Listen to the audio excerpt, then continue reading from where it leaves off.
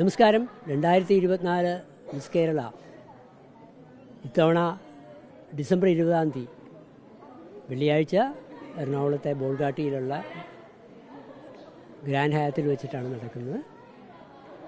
19 മത്സരാർത്ഥികൾ ഇതിനകത്ത് ഇന്ത്യയുടെയും കേരളത്തിൻ്റെയും വിവിധ ഭാഗങ്ങളിൽ നിന്നുള്ള മത്സരാർത്ഥികൾ 19 മത്സരാർത്ഥികൾ ഇത്തവണ മിസ് കേരളയിലുണ്ട്.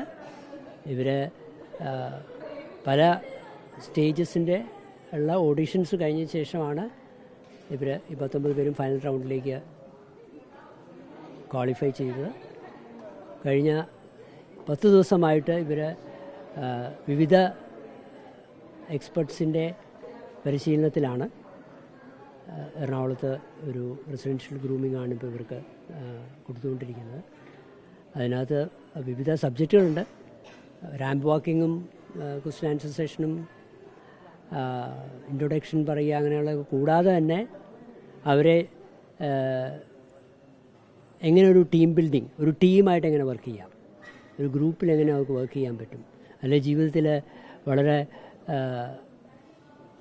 പ്രഷർ വരുന്ന സിറ്റുവേഷൻസുകളിൽ എങ്ങനെ സ്ട്രെസ് അവർക്ക് മാനേജ് ചെയ്യാൻ പറ്റുന്നത് മാത്രമല്ല, അതിനകത്തൊക്കെ നമ്മൾ തീരുമാനങ്ങൾ എടുക്കേണ്ട അവസരങ്ങളുണ്ടാവും. അപ്പോൾ എങ്ങനെ തീരുമാനങ്ങൾ എടുക്കാൻ പറ്റും, പിന്നെ എങ്ങനെയാണ് ഹെൽത്തും ഫിറ്റ്നസ്സും നമ്മുടെ ആത്മവിശ്വാസത്തെ കൂട്ടുന്നത്. നല്ലോണം ഹെൽത്തിയും നല്ലോണം ഫിറ്റ്നസ്സും ആണെന്നുണ്ടെങ്കിൽ നമുക്ക് ജീവിതത്തിൽ വിജയിക്കാൻ പറ്റും. അപ്പോൾ ഒരുപക്ഷെ ഗ്ലാമറും മോഡലിങ്ങും അല്ലെങ്കിൽ സിനിമ അങ്ങനത്തെ എൻ്റർടൈൻമെൻറ്റ് വിഭാഗങ്ങളിലെ ട്രെയിനിങ് മാത്രമല്ല, ബാക്കിയുള്ള ഒരു ജീവിത വിജയത്തിന് വേണ്ട കാര്യങ്ങളിലുള്ള അങ്ങനത്തെ ഉള്ള ടോപ്പിക്കുകളിൽ കൂടി ഈ പരിശീലനം അവർക്ക് ഇവിടെ ലഭിക്കുന്നുണ്ട്. ഈ 19 പേരും ഡിസംബർ 20 ഹയാത്തിലെ റാമ്പിൽ വരുമ്പോൾ കേരളത്തിലെല്ലാവരും, ഇന്ത്യയിലെല്ലാവരും അവരെ പ്രോത്സാഹിപ്പിക്കും എന്നുള്ള കാര്യത്തിൽ ഉറപ്പാണ്.